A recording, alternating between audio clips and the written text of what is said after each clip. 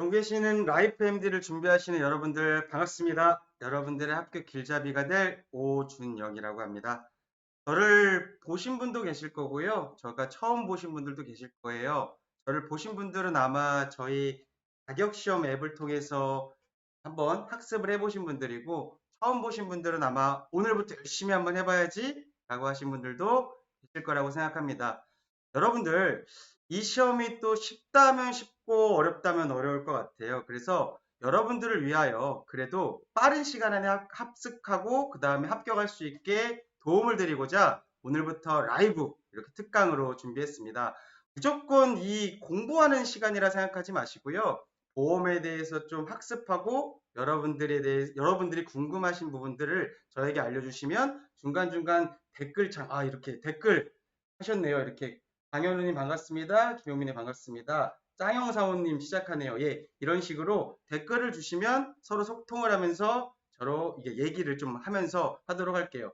중간중간에 궁금하신 거 이렇게 댓글창에 쓰셔도 되고요. 반응들 그리고 호응들도 많이 주시면 좋을 것 같습니다. 자, 이 라이브 특강을 여러분들 잘 학습할 수 있는 방법을 먼저 안내해 드릴게요.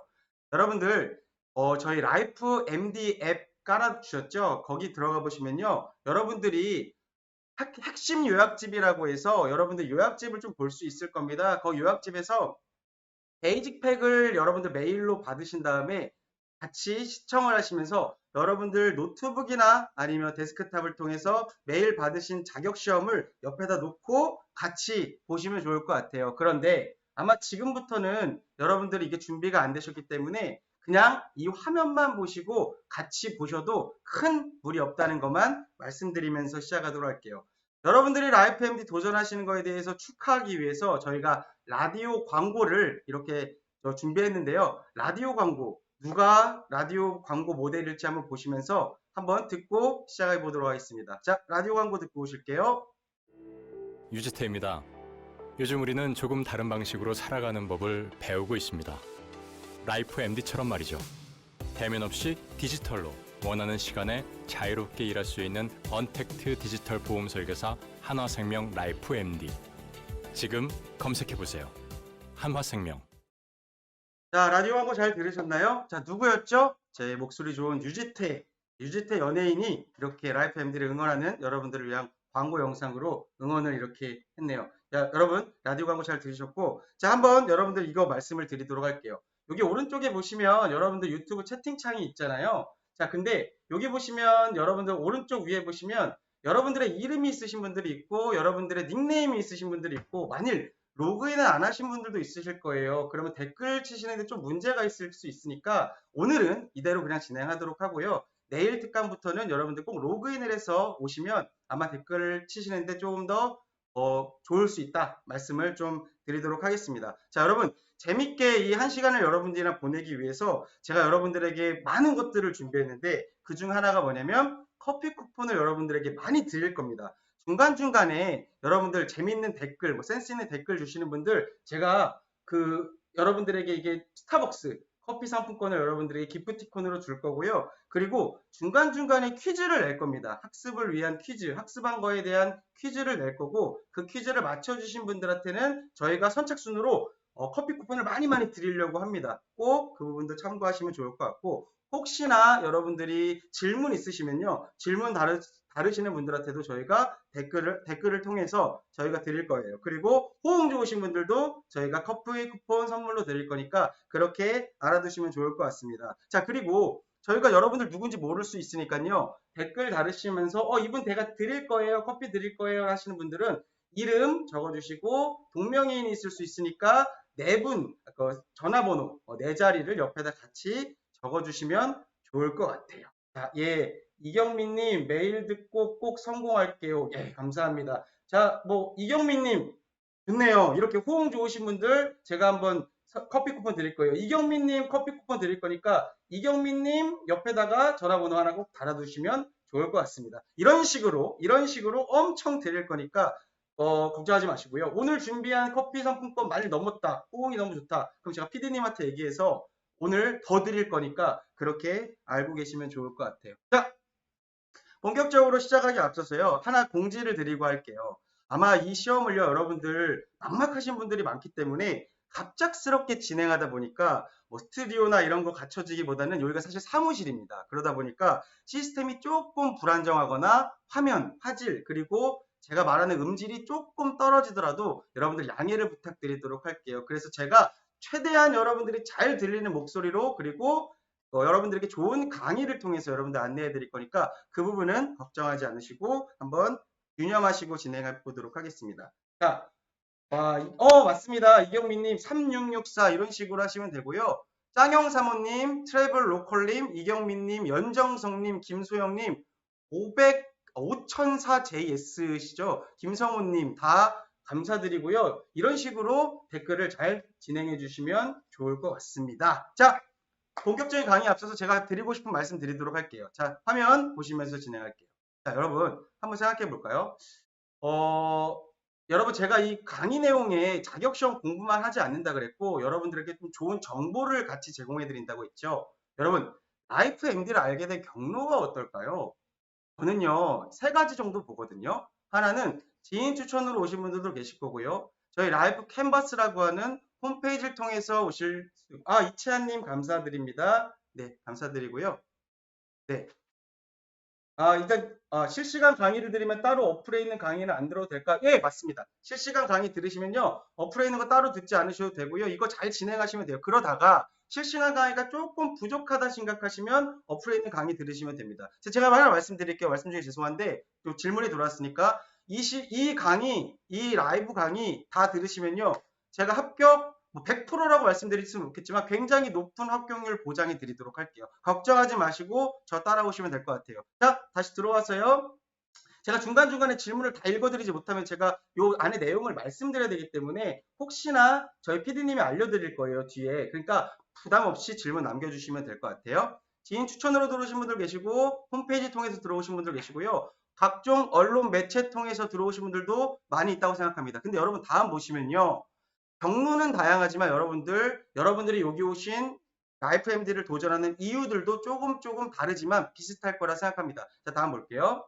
자, 라이프 MD를 도전하는 이유가 뭘까라고 제가 한번 고민해 봤습니다. 그리고 여러분들에게 설문을 받아보니까 요 정도 이유들이 있더라고요. 자, 첫 번째 무시할 수 없죠. 50만 원 축하금이 있고요. 두 번째, 많진 않지만 여러분 어떤 분들은요. 이거 라이프 MD 된 다음에 내가 보험 전문가가 돼야지 하시는 간혹 그런 분들도 계시다고 생각해요.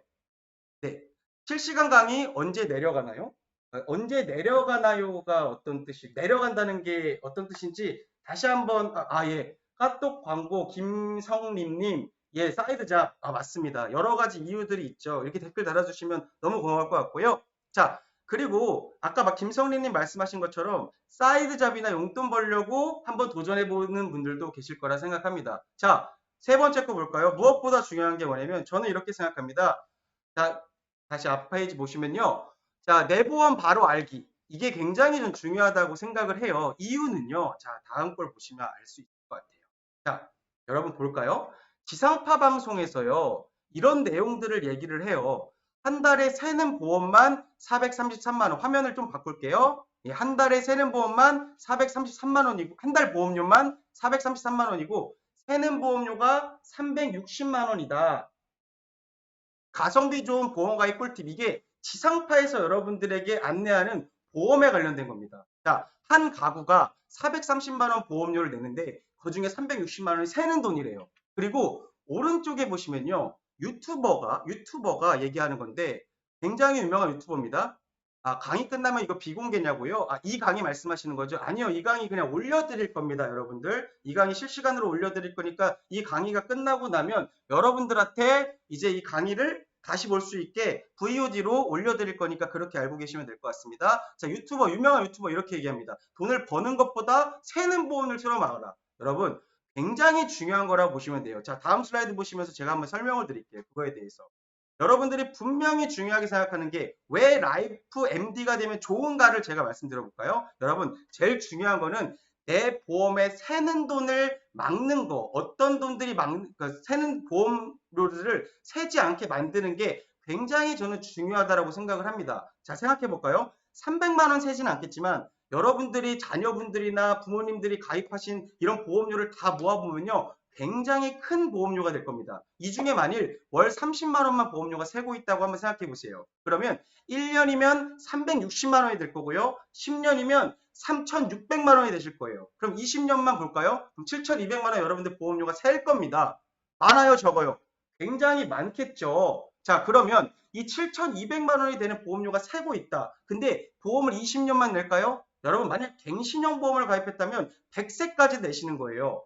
그러면 이 세는 보험료 훨씬 더 커질 겁니다. 물론 여러분들 주변에 좋은 보험 설계사가 계셔가지고 이거를 다 막아드릴 수는 있겠지만 여러분 잘 생각해 보세요. 여러분들이 가입하신 앱 설계사분들이 과연 이걸 다 해줬냐? 저는 그렇지 않을 수 있다고 봐요. 여러분, 내 가구의 내 가정의 보험은요, 여러분들이 알고 계시는 게 가장 중요하다. 저는 이렇게 생각을 해요. 그러려면 뭐부터 시작해야 된다? 라이프 MD를 통해서 여러 가지 학습을 하시고 여러분들이 내 보험에 대해서 바로 아시는 게 가장 중요하지 않을까 생각을 해요. 그럼 뭐부터 해야 될까요? 맞아요. 이 학습, 이 자격시험부터 학습을 하셔야지만 여러분들이 라이프 MD가 되실 수 있다. 저는 그렇게 보도록 하겠습니다. 그렇게 말씀을 드리고요. 실제 시험에 대한 얘기를 잠깐 진행해 보도록 할게요. 자, 시험에 대한 합격 기준을 말씀드려 볼게요. 자, 다음 슬라이드 보실게요. 자, 윤조나단님 열정 넘치는 분이시네요. 감사합니다. 열정, 예, 맞습니다. 자, 김성호님, 맞습니다. 새는 보험료 틀어막아라. 이거 굉장히 중요하다라고 말씀을 드릴게요. 자, 시험 여기 보실게요. 여러분, 시험은요,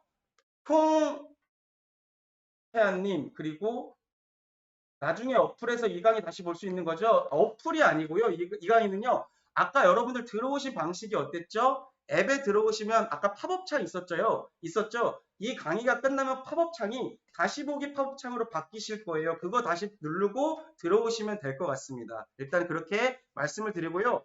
중간중간 제가 답변 못 드리면 끝나고도 드릴 거니까 그렇게 알고 계시면 될 것 같습니다. 쌍영 사모님, 자녀를 위한 보험 제대로 들고 싶어서 도전합니다.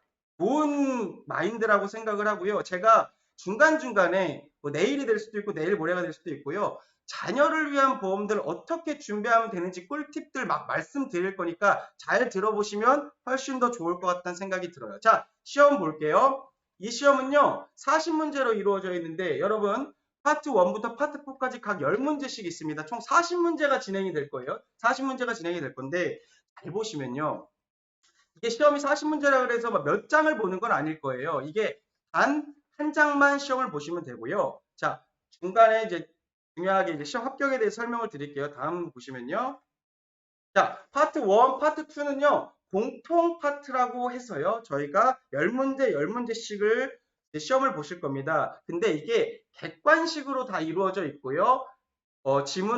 지문이 출제되고 보기는 3개, 삼지선다항의 객관식 문제가 출제가 될 겁니다. 총 20문제씩 3점짜리니까 이거 다 맞히시면 60점이 되실 거예요. 그리고 뒷장 넘겨보시면요.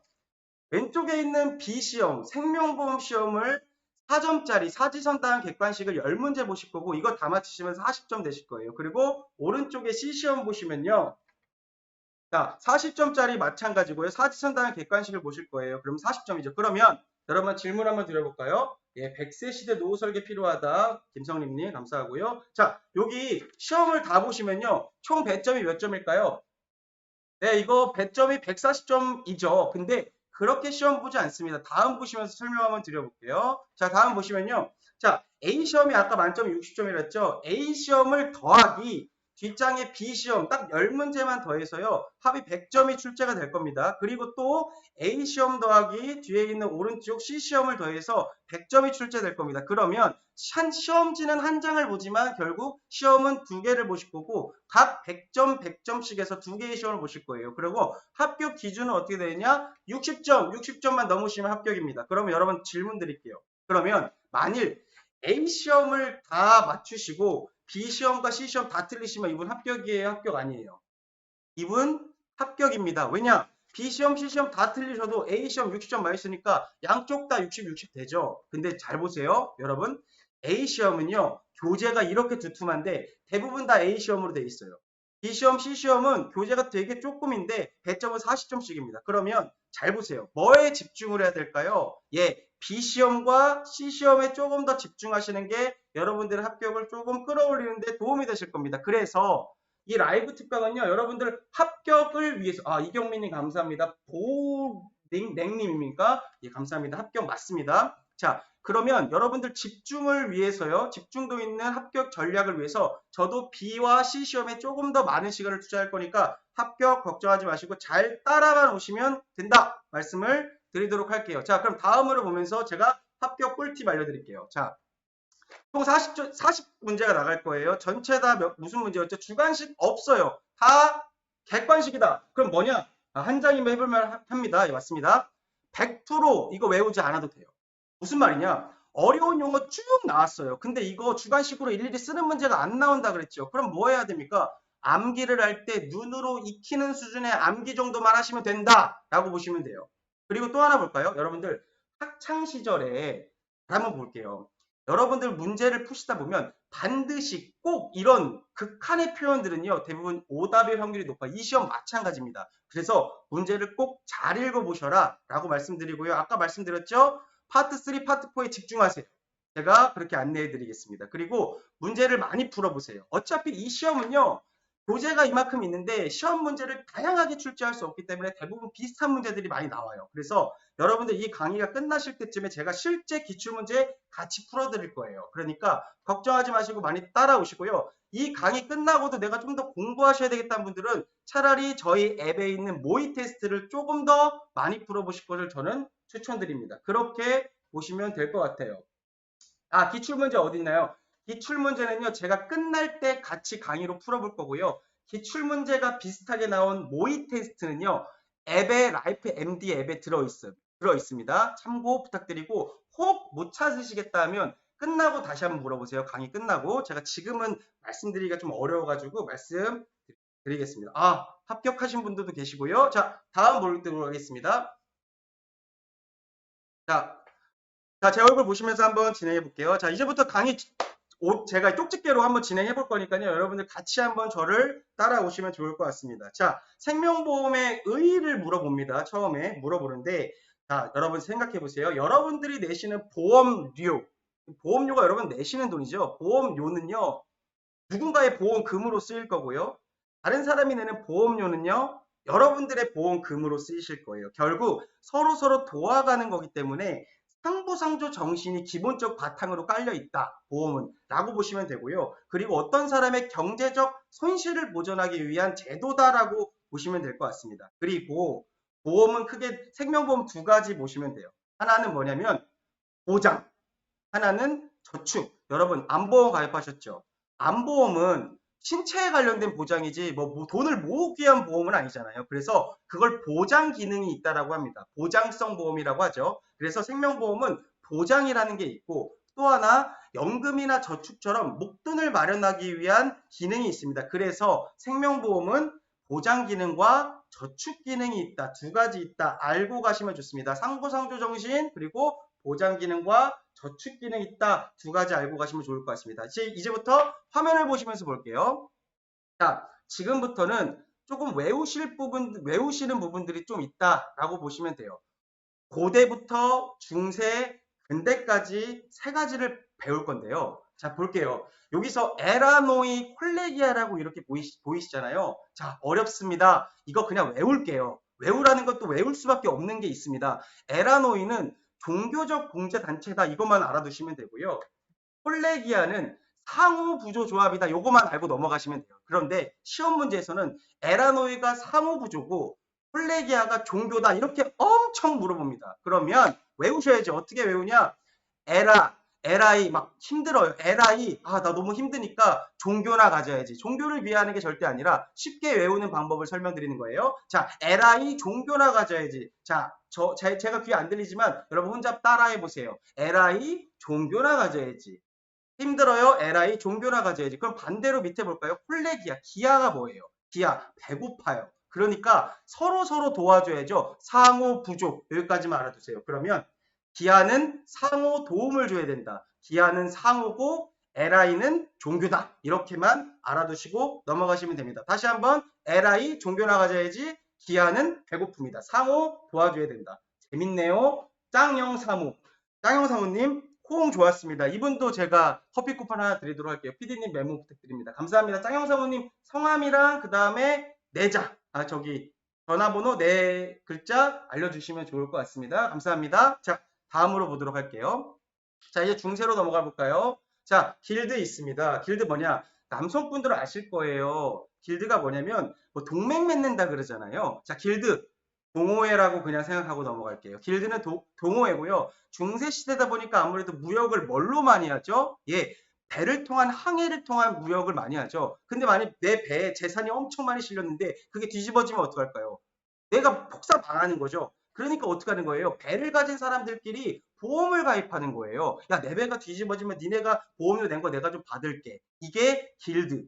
중세시대 길드였습니다. 보험이랑 비슷했죠. 그래서 구성원의 사망, 화재, 도난 등 재해도 구제받을 수 있는 이런 길드를 했다. 그냥 그것만 기억하세요. 독일의 길드다. 독일이 아무래도 이게 많이 발전했으니까요.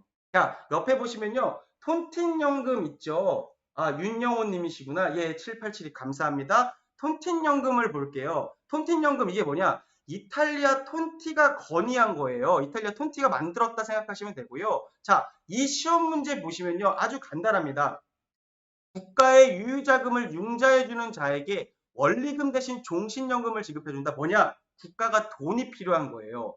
돈이 필요한데 이거를 어떻게 하냐면 국민들한테 돈을 꺼오는 거죠. 우리 국채를 발행한다 그러잖아요. 돈을 꺼왔어요. 그럼 어떻게 해야 돼요? 이거 다 한 다음에 국민한테 다시 갚아야 되는데 이걸 어떻게 갚냐? 원리금, 원금을 주는 대신에 이 국민이 죽을 때까지 연금으로 주는 거예요. 그럼 국가 입장에서는 돈을 나중에 줘도 되는 거고 나중에 줘도 되는 거고 국민 입장에서는 더 많이 죽을 때까지 받으니까 좋은 거죠. 그게 오늘날의 종신연금이랑 같습니다. 이거를 물어봅니다. 그리고 밑에 보이시는 게 가장 중요하다.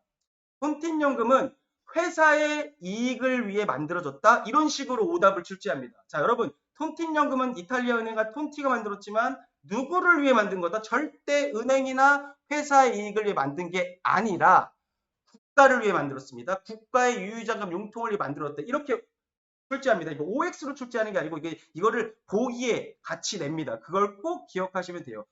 톤틴연금은 회사가 아니라 국가다. 이렇게 기억하시고 넘어가시면 됩니다. 다음으로 볼게요. 근대로 넘어가 볼까요? 자, 영국, 프랑스, 미국, 독일, 일본. 와, 이거 다 외울 거네요. 자, 말씀드릴게요. 외우지 마세요. 만일 이게 정말 디테일하게 나오시면 저는 틀려라라고 말씀드릴게요. 왜냐? 자, 저희가 그랬죠. 100점 중에 60점 이상만 맞으면 돼요. 저는 여러분들 합격을 말씀드릴 거기 때문에 제일 중요한 것만 말씀드릴 거예요. 영국, 프랑스, 미국, 독일, 일본 다 외우지 마시고요. 차라리 맨 위에 있는 영국만 보자고요. 빨간색으로 써 있는 영국. 저는 이 시험에서요. 잘 보세요.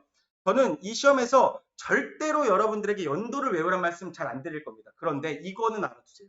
1762년도에 세계 최초의 보험회사인 에퀴타블이라는 생명보험회사가 어디서 나왔다? 영국에서 나왔다. 자, 1762년 영국 에퀴타블 회사 요거 외우세요. 문제 푸시는데 정말 많은 도움이 될 거고 기출문제에서 나오니까 보시면 될 것 같습니다. 자, 다시 1762년 영국에서 나왔다. 세계 최초의 보험회사 어디예요? 에퀴타블 이렇게 외우시고 넘어가시면 되고요. 만일 나는 고득점 받겠다 하신 분들은 영국, 프랑스, 미국, 독일, 일본 순서 정도는 알아두시면 좋습니다. 근데 저는 별로 추천하진 않습니다. 자, 다음으로 넘어가고요.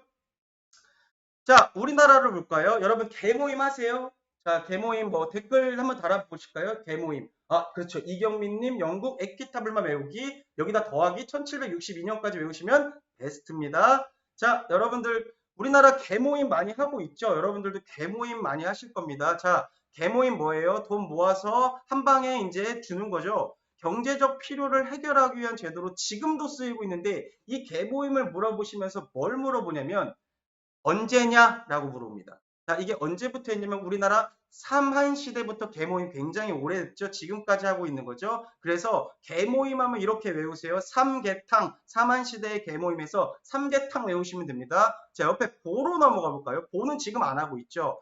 신라시대는 뭐 선덕여왕 생각하시면 될 것 같아요. 불교가 굉장히 많이 발달했죠. 그래서 불교 사원에서 공동재산으로 운영하고 이자로 자선이나 대부를 해주던 제도를 보라고 합니다. 그냥 보는 신라시대 외우시면 돼요. 보신탕 외우시면 될 것 같습니다. 자, 삼계탕 외우시고 걔는 보는 보신탕 외우시면 됩니다. 자, 따라해보세요. 여러분들 혼자서 계시면 큰 소리로 따라해보세요. 삼계탕, 보신탕. 자, 유치하죠. 근데 시험 합격하기 위함이니까 여러분 웃겨도 무시해도 어쩔 수 없다라고 보시면 될 것 같습니다. 자, 다음으로 넘어가 볼게요. 자, 다음은요. 여러분들 우리나라 아까 인물들 좀 하나 나왔었죠. 톤티라는 사람 나왔었죠. 이 인물들을 한번 정리를 해볼 건데요. 인물들. 자, 인물들 여기 나오는 거 다 정리하고 한번 가볼게요. 자, 1위는 한 사람은 여러 사람을 위하여, 그리고 여러 사람은 한 사람을 위하여라고 말한 사람이 있습니다. 독일학자 마네스입니다. 이거 외우세요. 1위는 만인을 위하여, 만인은 1인을 위하여 이렇게 얘기했죠. 이게 마네스예요. 마네스. 마네스가 이렇게 얘기했고요. 그리고 밑에 보시면 파스칼 헨리라는 사람 있죠. 자, 파스칼은 사람의 생존율을 연구한 사람입니다. 생존율은 파스칼. 그래서 파스칼 외울 때 이렇게 외우세요. 생파. 생존율은 파스칼. 생파만 외우시면 됩니다. 제가 늘 그랬죠. 처음에도 말씀드렸죠. 이 시험은 절대로 여러분 100% 외우라는 말씀 안 드릴 겁니다. 잘 외우는 방식만 하시면 됩니다. 생파, 생존율은 파스칼. 그럼 헨리는 뭐냐? 사망표 작성한 사람입니다. 자, 사망 헨리. 그냥 할례로 하겠습니다. 사망 할례. 여러분들 이 시험 떨어지시면 저 사망할래. 이렇게 생각하시면 될 것 같습니다. 생존율은 파스칼, 생파, 사망, 할례로 외우시면 전혀 문제 푸시는데 도움이 엄청 되실 겁니다. 자, 그리고 밑에 톤틴연금 아까 누구였죠? 톤티 여기까지 알아두시면 좋을 것 같습니다. 자, 이 4명 기억할게요. 1위는 만인을 위하여, 만인은 1인을 위하여, 마네스, 그리고 생파, 사망할래, 톤틴연금은 톤티 다 이 정도까지만 알아두시면 될 것 같습니다. 다음으로 넘어가 보도록 할게요. 야! 나왔네요. 자, 댓글 준비하시고요. 댓글 준비하시고요. 이제 댓글 준비할게요. 자, 돌발 퀴즈 나갈 거고요. 자, 돌발 퀴즈 나갈 거고요.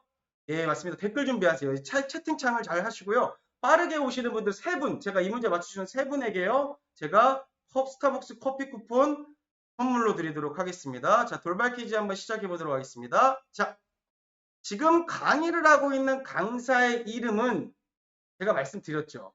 혹시 제가 말씀 안 드리고 시작했나요? 자, 제가 지금 강의를 하고 있는 강사의 이름은, 자, 다음 보시면 오준영입니다. 오준영인데요.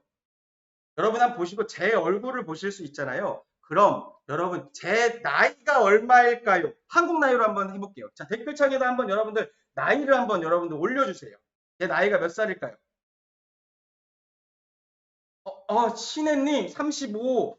자, 오천사 JS 28. 감사합니다. 김성림님 30, 우준현님 33. 김소영님 45요. 예, 예.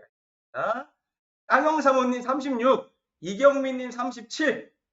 자, 그러면 지금 댓글 여기서 마무리하고요. 가장 가까운 세 분한테 드리도록 하겠습니다. 제 나이를 공개해 드리도록 하겠습니다. 자, 이채한이 36. 이분까지 할게요. 36. 정답 공개할 37.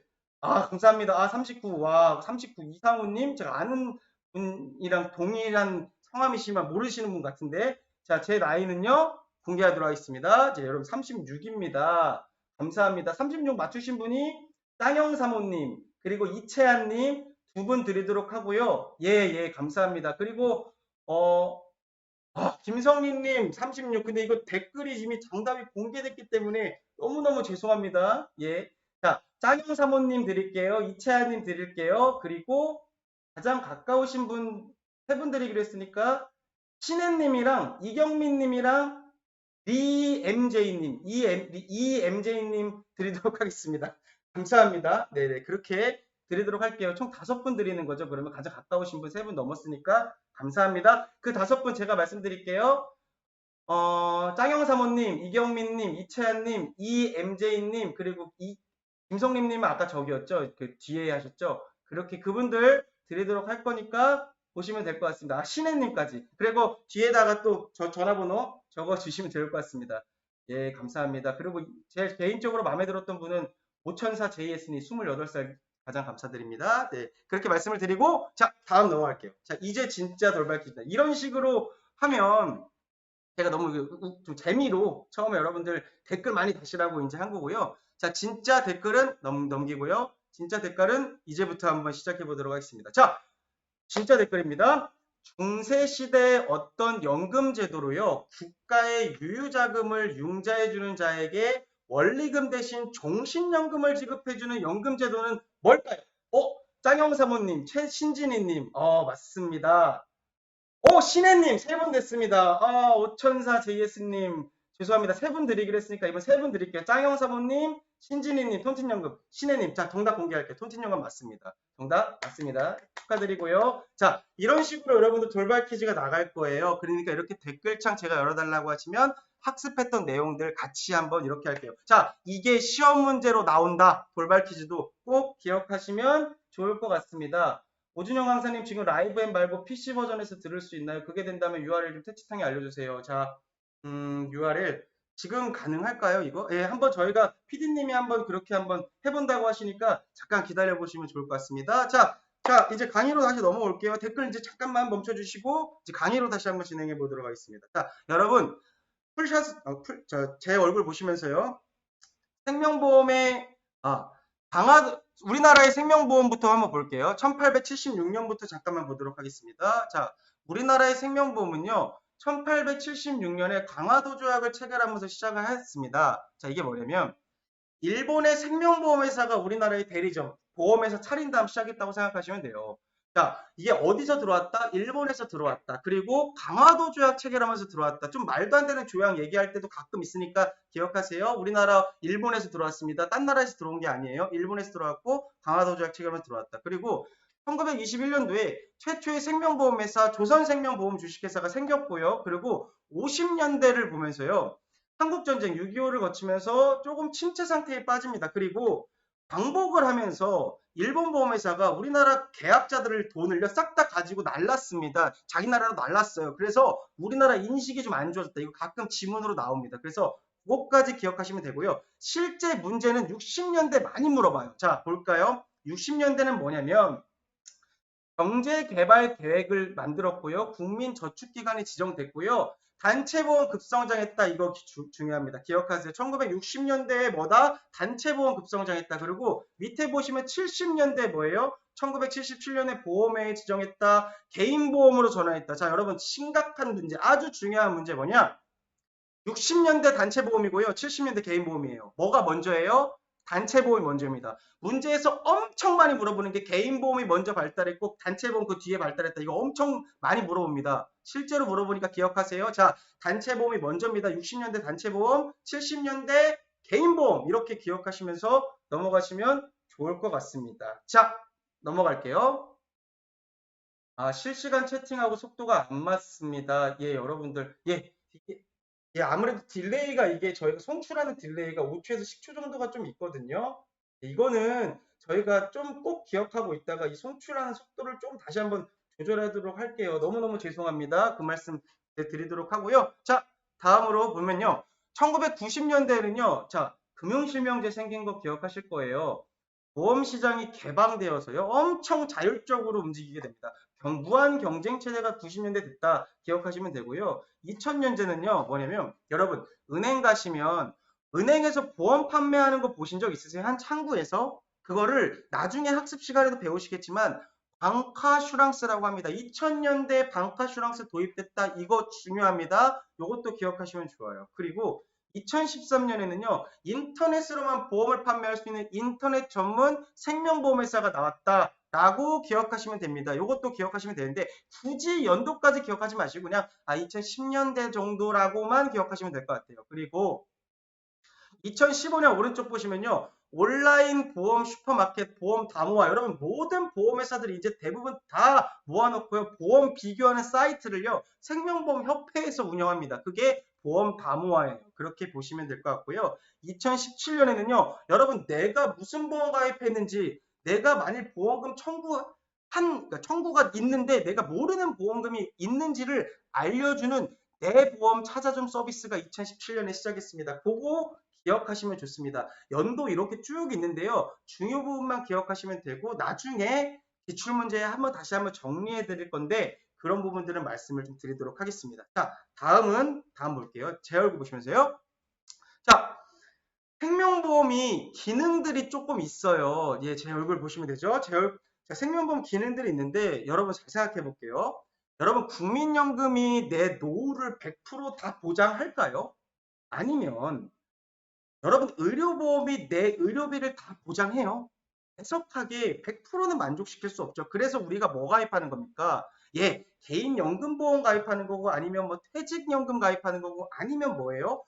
우리가 일반적으로 실손의료비나 뭐 암보험 이런 거 가입하잖아요. 자, 개인보험들 가입하죠, 대부분. 자, 그게 뭐냐면 사회보장제도가 완벽하지 않기 때문에 그거를 보장하기 위해서 개인보험을 한다. 그래서 생명보험의 기능 중 하나는 뭐냐면 사회보장제도를 보완한답니다.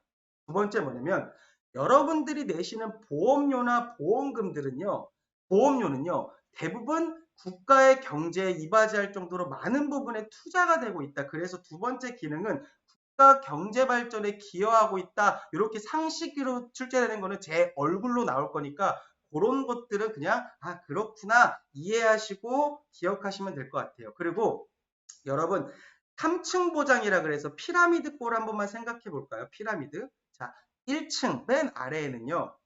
사회보장이라 그래서 국가가 최저 수준의 보장을 해주는 걸 우리가 사회보장이라고 해요. 그리고 두 번째는 기업보장이라 그래서요.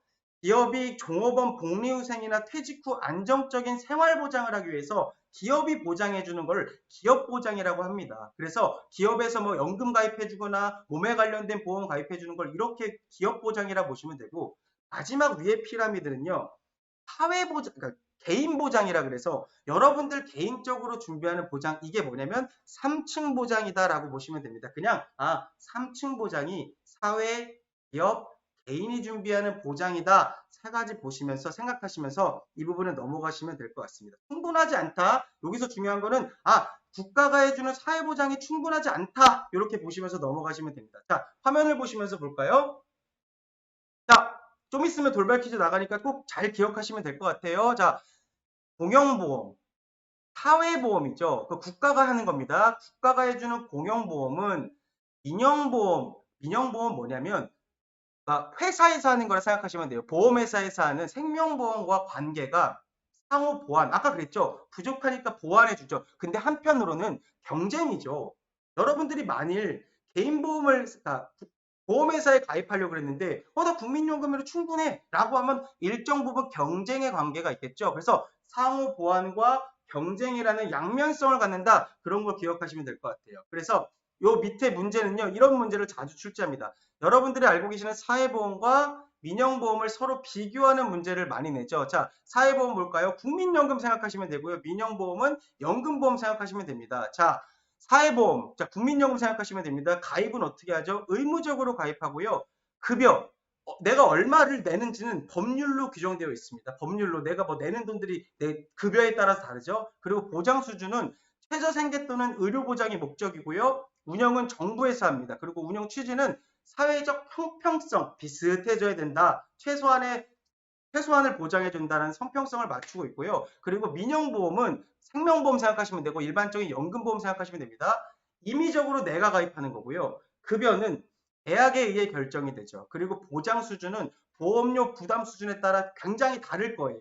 내가 얼마 가입하냐에 따라 다르겠죠. 받는 돈도. 운영 주체는 당연히 자유 경쟁에 의한 민간 보험회사들이 하고요. 운영 취지는 개인별 적정성. 그러니까 각 개개인마다 다르다는 뜻이죠. 이렇게 알고 넘어가시면 될 것 같습니다. 자, 다음 볼까요?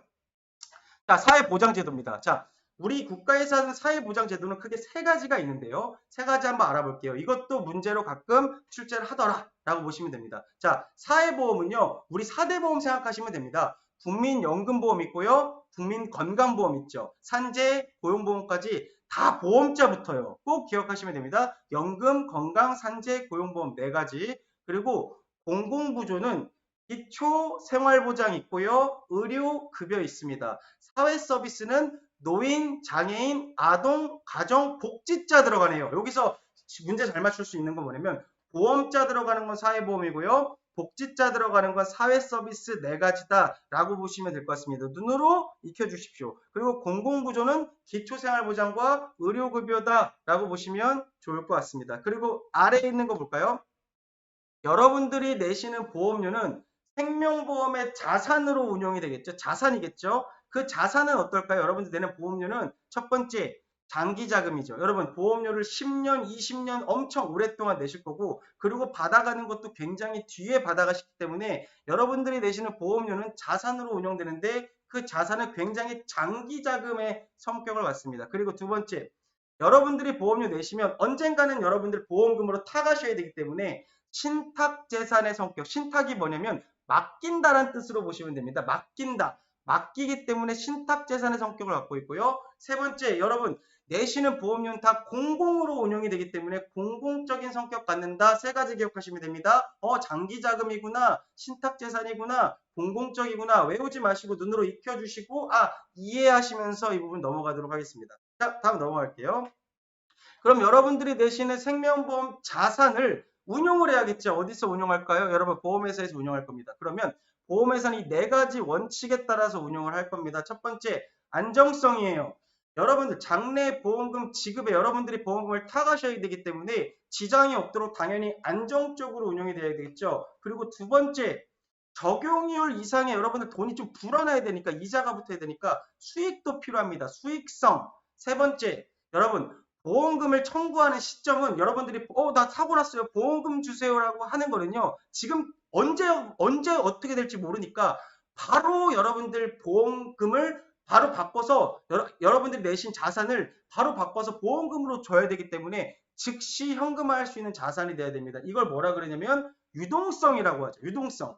그리고 네 번째, 국가 경제 발전에 기여할 수 있는 공익성이 바탕이 돼야 됩니다. 그래서 네 가지 기억하시면 됩니다. 안정성, 수익성, 유동성, 공익성 다 외우지 마시고 앞 글자만 외우자고요. 안, 수, 유, 공 이렇게 외우시고 넘어가시면 됩니다. 그리고 밑에 이 여러분들 자산은요.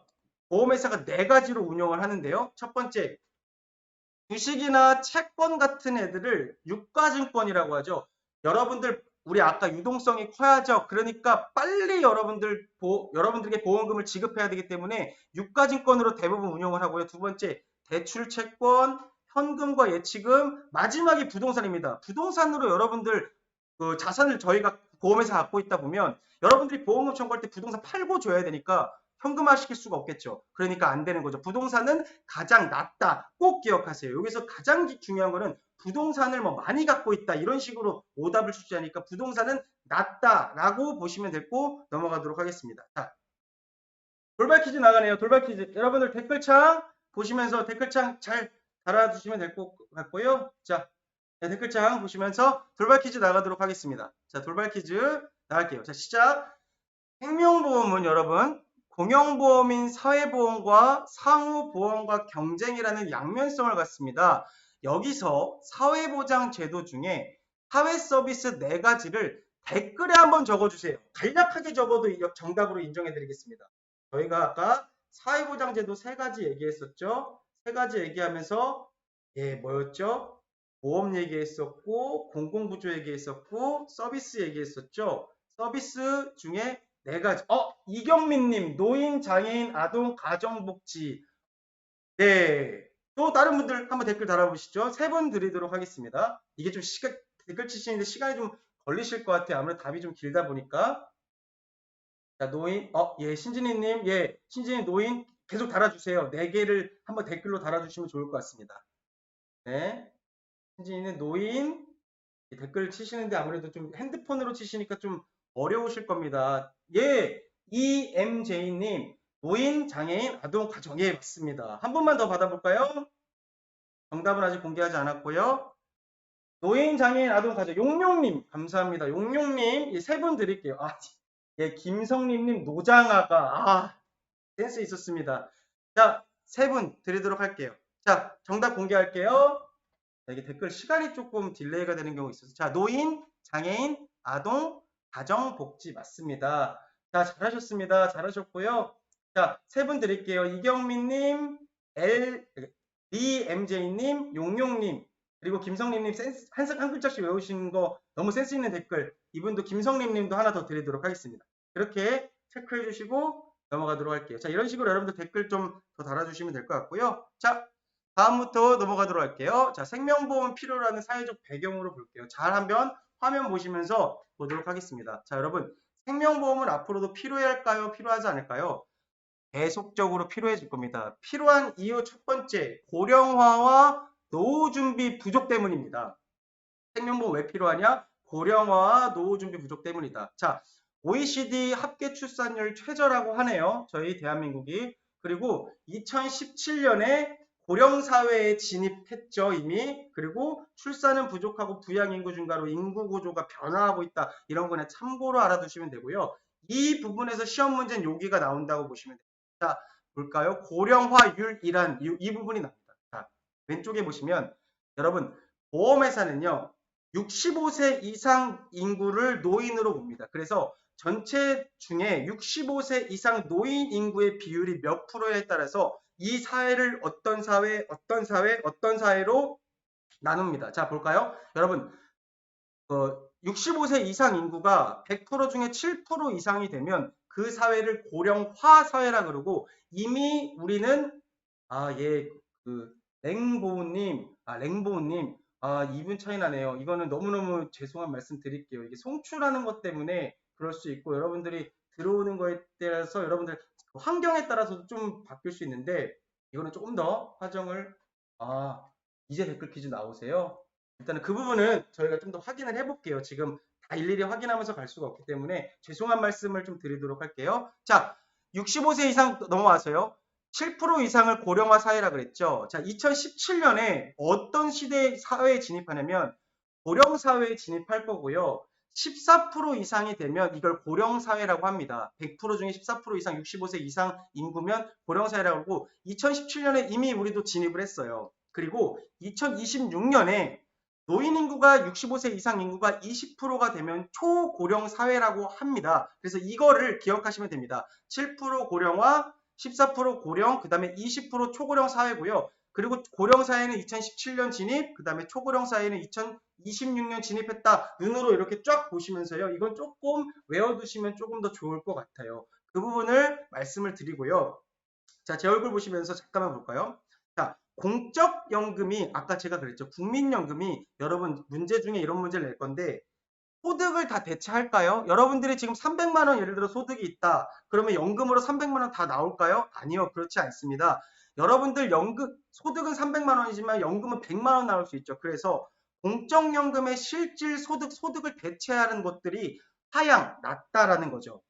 그거를 지문에 나와요. 지문에 나오니까 꼭 기억하세요. 공적연금의 실질 소득 대체율은 하향되어 있다. 이게 맞는 겁니다. 뭐 이게 같다, 상향돼 있다 이런 말 나오면 틀리다. 그러니까 국민연금 다 할 수 없다. 이렇게 알아두시면 될 것 같고요. 그리고 여러분 노부모에 대해서 여러분 부모님을 모시고 살려는 자녀들이 점점 늘어날까요? 줄어들까요? 애석하게도 줄고 있다. 이렇게 보시면 될 것 같습니다. 자, 화면으로 넘겨서 보도록 할게요. 여러분, 생명보험을 필요로 하는 사회적 배경은요.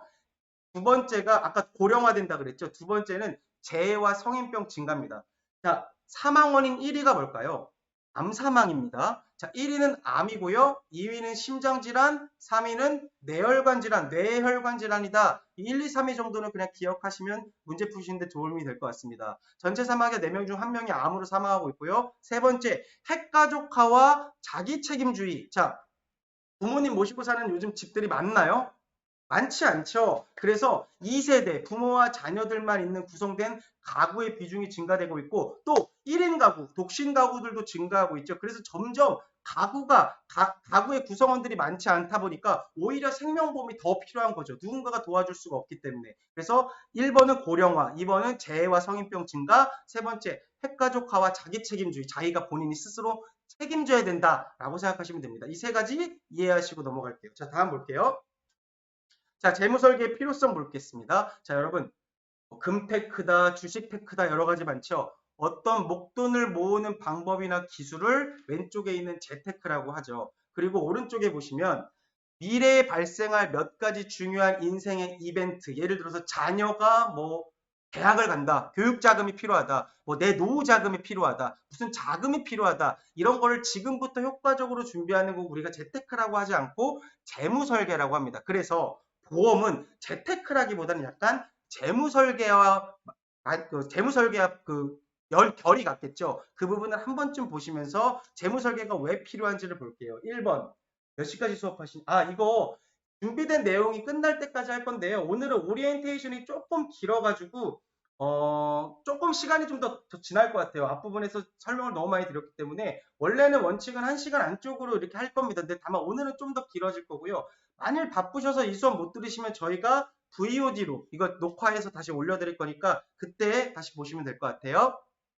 자, 재무설계 필요한 이유는 생애 소비 만족의 극대화입니다. 자, 소득의 흐름과 소비 지출의 흐름이 일치하지 않죠. 자, 이거 단골로 출제되는 문제니까 잠깐만 이해해 볼게요. 여러분, 내 소득은요, 저를 기준으로 했을 때 30세부터 한 60세까지만 딱 소득이 있을 거예요. 근데 제 지출은 어떨까요? 아무래도 20대부터 그 전부터 자 죽을 때까지 계속 지출이 있겠죠. 그러면 이 흐름이 일치할까요? 아니요. 소득은 요만큼인데 지출은 요때부터 요때까지 있는 거죠. 그래서 소득의 흐름과 소비 지출의 흐름은 절대로 일치하지 않고 불일치합니다. 이거를 시험 문제에서 엄청 물어봐요. 자, 밑에 볼까요? 소비 지출의 흐름은 소득의 흐름보다 가로치기 문제로 나올 겁니다. 완만하게 변화한다. 완만하게. 왜냐?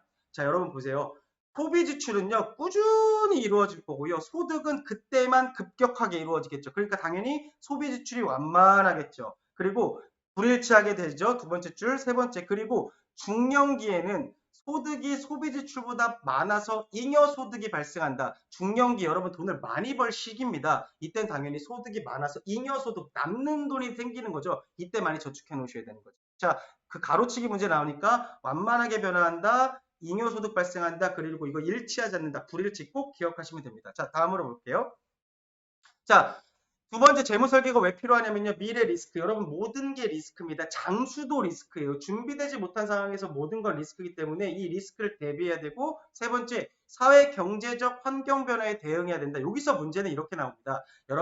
여러분들의 자산은 대부분 뭘로 구성되어 있을까요? 대한민국 90% 이상이 부동산이라 그러죠. 그래서 은행이나 보험 같은 금융자산, 바로 현금화시킬 수 있는 자산들은 되게 낮아요. 그런데 앞으로 지금도 그렇고 앞으로는 점점 금융자산에 관한 관심이 높아지고 있다. 그러다 보니까 새로운 금융사전 상품들이 출시되고 있다. 요 정도만 알아두시면 될 것 같아요. 자, 그래서 재무설계 필요성 세 가지 이거 외우지 마시고요. 그냥 이해하시면 되는 부분이다 라고 보시면 될 것 같습니다. 자, 넘어갈게요. 자, 또 댓글 준비하시고 돌발 퀴즈가 나가네요. 자, 한번 댓글 준비하시고요. 돌발 퀴즈 한번 나가도록 하겠습니다. 수업은 이제 거의 마무리가 됐고요. 자, 돌발 퀴즈 한번 시작 한번 해보도록 하겠습니다. 자, 문제 나갈게요. 전체 인구 중에 65세 노인 인구가 차지하는 비율을 고령화율이라고 하죠. 노인 인구가 차지하는 비율이 7% 이상인 사회와 20% 이상인 사회를 순서대로 각각 적어주세요. 7%, 그 다음에 14% 있었고 20% 있었죠. 가운데 거 빼고 7%, 20% 뭐였죠? 한번 댓글 한번 달아줄게요. 예. 자, 댓글 올라오시는데 좀 시간이 있고, 랭본이 너무너무 죄송합니다. 이 부분 말씀드릴 거예요. 맞습니다. 따영 사모님, 고령화, 고령, 초고령, 이거 순서대로인데 전 두 가지였죠? 예, 다시 달아주시겠습니까? 김소영님, 고령화, 그 다음에 초고령화 사이 맞고요. 맞던다 하면 안 되죠?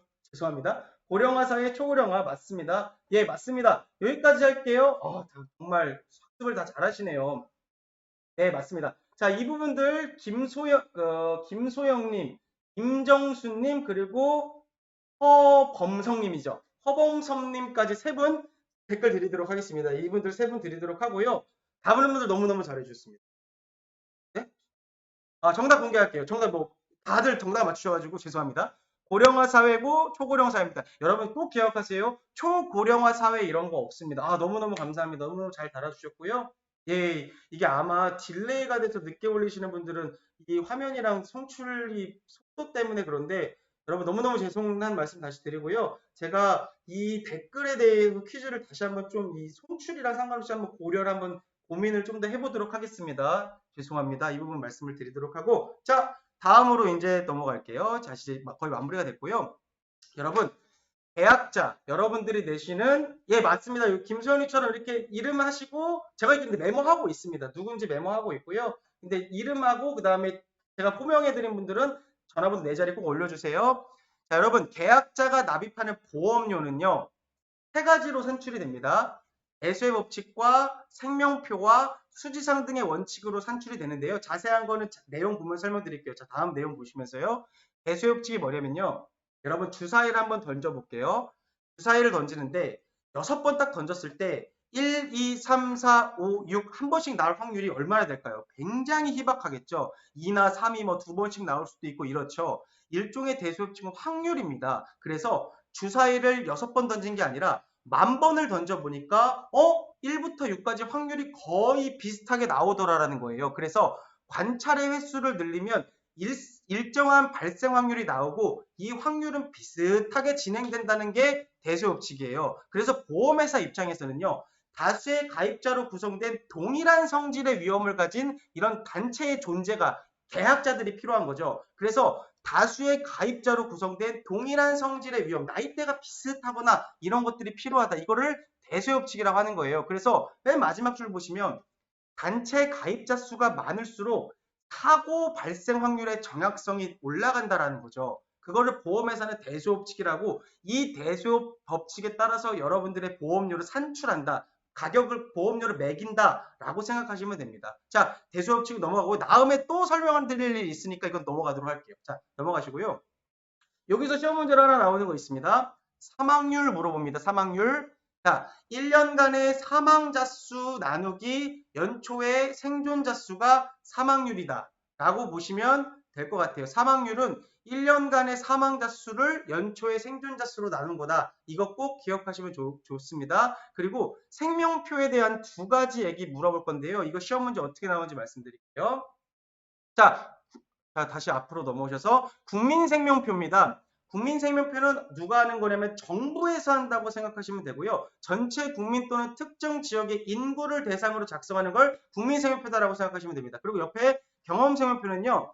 생명보험회사 공제조합 가입자에 대한 실제 사망 통계치를 얘기한 거고 지금 9회 경험생명표를 쓰고 있습니다. 그래서 이렇게 생각하세요. 국민생명표는 정부에서 하고요. 경험생명표는 보험회사에서 한다. 그냥 생명표 이렇게 보시면 될 것 같아요. 자, 넘어갈게요. 자, 넘어가시면요. 자, 그래서 다음으로 수지상등의 원칙을 보시면 수지상등의 원칙은 뭐냐? 여러분들이 내시는 보험료의 합과 보험회사 입장에서 여러분들에게 드리는 보험금의 합은 같답니다. 무슨 말이냐? 여러분들이 보험료 다 보험회사에 주면 이 보험료 모아다가 보험금으로 다 주는 거예요. 그럼 운용은 어떻게 하냐? 아까 처음에 배웠죠. 생명보험 자산으로 운영한다 그랬죠. 운용을 해서 수익을 냅니다. 그래서 들어온 보험료 수입과 나간 보험금 지출은 같다라고 보시면 될 것 같습니다. 그래서 여기 이렇게 써 있죠. 계약자가 납입하는 보험료 총액은 보험회사가 지급하는 보험금 더하기 지출 비용의 총액과 같다. 보험료와 보험금의 차이는 같다. 이렇게 하는 걸 수지상등의 원칙이라고 합니다. 자, 넘겨줄게요. 자, 이제 끝났습니다. 끝났는데 마지막 학습 열심히 한번 해볼게요. 여기서 시험 문제가 나오니까요. 자, 보험계약 관계자 볼게요. 여러분, 계약자, 피보험자, 수익자, 보험회사 헛갈리죠? 헛갈릴 겁니다. 계약자 제가 정리해 드릴게요. 계약자는요. 돈 내는 사람이에요. 이렇게 생각하시면 되고요. 피보험자는요. 쉽게 생각하세요. 보험사고의 대상자입니다. 쉽게 얘기해서 이 사람이 다쳐야 돼요. 이 사람이 나이 들어야 됩니다. 연금을 타려면. 무슨 말이냐? 피보험자는 보험의 주인입니다. 그래서 피 흘리는 사람 생각하세요. 피 흘리는 사람 생각하시면 되고 수익자는 누구냐? 계약자로부터 보험금 청구권을 지정받는 사람입니다. 쉽게 얘기해서 수익자는 보험금 타가는 사람이에요. 그럼 보험회사는 당연히 누구냐? 금융위원회의 사업허가 받은 그냥 한화생명이라 생각하시면 됩니다. 자, 계약자, 피보험자, 수익자, 보험회사 이렇게 알아두시면 되고요. 여기서 포인트 알려드릴게요. 계약자는 19세 미만이면요. 돈 내는 사람이니까 돈 벌지 않으니까 부모의 동의가 필요합니다. 친권자나 부모의 동의가 필요한 사람이 계약자다. 그리고 피보험자 한번 생각해 볼게요. 제가 결혼을 했거든요. 예를 들어 볼까요? 계약자가 저희 와이프입니다. 제가 피보험자예요. 제가 제가 종신보험, 제 사망하면 보험금을 나간대요. 근데 와이프가 계약하면서 제 사인 받아야 될까요? 사인 받지 않아야 될까요? 당연히 제가 사망하면 돈이 나가는 거니까 제가 알고 있어야죠. 이 보험을 가입한 게. 그래서 피보험자는 타인의 서면 동의가 필요합니다. 무조건 피보험자 사인이 들어가야 된다고 보시면 돼요. 그리고 세 번째 수익자 볼까요? 수익자의 중요한 부분은 빨간색 글씨 잘 보세요. 보험계약자가 보험금을 청구할 때 수익자의 동의는 필요 없습니다. 그러니까 계약자가 보험금 청구 쉽게 할 수 있다는 뜻으로 보시면 됩니다. 그리고 마지막 제일 중요한 거. 계약자, 피보험자, 수익자, 우리는 한 사람으로 알고 있잖아요. 아니에요. 한 사람, 두 사람, 세 사람, 여러 사람 돼도 되고요. 자격 제한도 없습니다. 쉽게 아무나 할 수 있다. 쉽게 얘기해서요. 계약자가 사람이 아니어도 돼요. 그냥 기업이어도 됩니다. 기업. 회사여도 된다. 그렇게 알고 가시면 될 것 같습니다. 자, 다음 넘어가면서요. 자, 마지막입니다. 보험기간, 보험사고, 보험료 납입기간, 보험금액, 보험료 이 5가지만 알고 강의 마무리하겠습니다. 자, 보험기간입니다. 여러분 만기가 나 얼마야? 나 만기 100세짜리야. 이런 거 얘기 들어보신 적 있죠? 이게 뭐냐면 보험 기간이에요. 보험이 시작하고 끝나는 기간을 보험 기간이라 그러고요. 이거를 보험에서는 빨간색으로 위험 기간이나 책임 기간이라고 합니다. 그래서 보장 기간이라고 하죠. 이 기간을 알아두시면 되고요. 두 번째, 보험 사고는 뭐냐? 보험회사에서 보험금을 줘야 되는, 돈을 줘야 되는 모든 것들이 보험 사고예요. 다치고 이런 것도 알죠? 네, 할 겁니다. 자, 보험 사고 이런 거 다 있죠. 자, 그리고 보험료 납입 기간은요. 여러분들이 돈 내시는 기간이라고 생각하시면 됩니다. 자, 매년 1회가 원칙이고요. 매년 1회가 원칙이고요. 여러분들이 월납으로 내시겠지만 매년 1회 내는 게 원칙입니다. 원래 보험료는요. 원래 월로 내는 게 아니라 1년에 한 번 내는 거예요. 암보험 같은 경우도. 근데 이게 너무 부담되니까 월로 쪼개서 낸다라고 생각하시면 됩니다. 이거 시험 문제로 많이 물어봐요. 그리고 단기납, 전기납이 있는데요. 단기납 볼게요. 단기납은 뭐냐면 여러분, 단기납은 여러분들이 내시는 보험 기간이 100세인데 여러분들이 100세까지 돈 대부분 안 내잖아요. 10년이면 10년, 20년, 20년 내니까 짧죠. 그거를 단기납이라고 합니다. 그리고 전기납은 내가 만일 보험을 80세까지 보장을 받는데 80세까지 다 돈을 내는 거를 전기간에 걸쳐서 납입한다 그래서 전기납이라 그러죠. 자, 넘어갈게요. 옆에 보험 금액은 뭐라 그랬죠? 보험금입니다. 보험회사에서 여러분들 수익자에게 주는 보험금을 보험금액이라 그러고 보험료는 계약자가 내는 현금, 보험료를 얘기하죠. 보험료를 계약자가 내는 거다라고 보시면 될 것 같습니다. 자, 강의 마무리할 거고요. 마지막 돌발 퀴즈 한번 하고 마무리하도록 할게요. 자, 돌발 퀴즈 나갑니다. 댓글 한번 달아줄까요? 자, 이제 강의가 거의 마무리가 됐고요. 자, 시작하겠습니다. 계약자가 납입하는 보험료는 여러 가지 원칙에 의해 산출되죠. 여기서 생명보험협회나 공제조합에 가입한 사람을 대상으로 한 실제 사망 통계치를 반영한 표를 어떤 표라고 할까요? 지금은 구애를 쓰고 있다고 했죠. 자, 댓글 한번 달아주시겠습니까? 땅영사모님, 경험생명표 맞습니다. 아, 김소영님, 아, 맞습니다. 죄송합니다. 자, 경험생명표, 김소영님 사망표, 서진이님 29세. 아, 29세? 예, 예. 자, 이경민이 경험생명표 맞고요. 자, 또 볼까요? 자, 댓글 올려주시면, 아, 신진이님 경험생명 맞습니다. 세 분, 쌍영사모님, 그 다음에 이경민님, 신진이님 맞습니다. 자, 세 분께 드리도록 할게요. 쌍영사모님, 이경민님, 신진이님. 예, 맞습니다. 세 분만 드리도록 하겠습니다. 다음 댓글 또 준비할 거고요. 자, 정답은요, 경험생명표였죠. 꼭 기억하시면 좋을 것 같습니다. 자, 여러분, 이렇게 하고 나면 강의가 끝났고요. 오늘 되게 많은 내용을 학습하신 겁니다. 이 짧은 시간 안에 학습을 한 거고요. 자, 오늘은 시간 관계상 여러분들 기출문제를 몇 문제만 조금만 풀을 거고 실제로 문제 이렇게 나온다고 맛보기만 보고요. 한번 시간 때문에 조금 문제를 좀 조정해서 풀어보도록 할게요. 자, 여러분 앞에 보세요. 화면 보시면요. 시험 문제가 실제로 이렇게 나갑니다. 실제로 이렇게 나가고요. 이런 식으로 문제 한번 풀어볼까요? 한 두 문제만 풀고 오늘은 마무리하도록 하겠습니다. 자, 다음 중 생명보험의 역사에 대한 설명으로 맞는 것은 찾아라. 여러분 시험 보실 때요. 긴장하고 나면 맞는 거 찾는 거지 틀린 거 찾는 거지 헷갈릴 때가 있습니다. 맞는 거 찾는 겁니다. 틀린 거 찾는 게 아닙니다. 맞는 거 찾는 거에 한번 꼭 기억하시고 한번 눈으로 쭉 볼까요? 여기서 딱 봐도 틀린 것들이 눈에 보여야 됩니다. 1번 로마 제정시대에 조직된 에라노이는 상호 부조조합이다. LI 뭐였습니까? LI 종교나 가져야지였죠. LI 종교나 가져야지. 그러면 상호 부조조합은 콜레기아였죠. 그러면 1번은 틀린 거죠. 2번 볼까요? 톤틴연금은 오늘날의 종신연금이라 할 수 있다. 이탈리아 은행가인 톤티가 만든 톤틴연금은 오늘날 종신연금 같죠. 그래서 회사의 이익이 아니라 누구의 이익을 위해 만들어졌죠? 국가의 유유자금 용통을 위해 만들어졌다. 2번이 맞는 거죠. 2번 체크하고요. 3번 콜레기아는 종교적 공제단체다. 에라이 종교나 가져야죠. 그래서 콜레기아, 기아 배고픔이었으니까 뭐였습니까? 기아는 상호, 서로 도와야 된다. 상호 부조조합이었죠. 그래서 답은 2번이었죠. 튼틴연금은 오늘날의 종신연금이라 할 수 있다. 이렇게 보시면 돼요. 이거 이 쓰시는 게 정답이었죠. 감사합니다. 신혜님 감사하고요. 예. 다 정답을 다 잘 맞춰주고 계시네요. 이런 식으로 보시면 될 것 같습니다. 한 문제만 더 풀고 끝낼게요. 오늘은 시간이 오리엔테이션인데 너무 많이 잡아먹어가지고요. 자, 다음 중 근대 생명보험 역사에 대한 설명으로 틀린 것은, 이번에 틀린 거 찾는 거네요. 1번부터 눈으로 한번 쭉 볼게요. 1990년 일본에서는 보험법 제정되었다. 보험회사는 엄격한 감독받게 되었다. 이거 제가 넘어가자 그랬죠. 2번도 마찬가지로 1870년 쭉쭉쭉쭉 보시면 되고, 모르겠어요. 3번 볼까요? 화면 좀 조금만 올려주시면 1812년 미국에서 세계 최초 근대적인 생명보험회사 를 갖춘 펜실베니아 생명보험회사가 설립되었다. 자, 제가 뭐라 그랬습니까? 유일하게 외우라 했죠? 1762년도 어떤 나라였죠? 영국의 어느 회사? 에퀴타블 회사가 나왔다. 그러면 세계 최초의 근대적인 생명보험회사는 펜실베니아가 아니라 영국의 어디였습니까? 에퀴타블이었죠. 그래서 1762년 영국의 세계 최초 생명보험회사 에퀴타블만 알면 이 문제 풀 수 있었죠. 자, 여러분 시험 문제는 이렇게 진행이 될 거고요. 자, 보시면 제가 준비했던 내용들은 조금 많은데 시간을 저희가 1시간 정도만 하기로 했으니까 오늘은 넘어가도록 할게요. 맨 마지막으로 한번 가볼게요. 슬라이드 맨 마지막으로. 네. 짱영 사모님 미리 교재를 읽고 온 것이 도움이 되었네요. 맞습니다.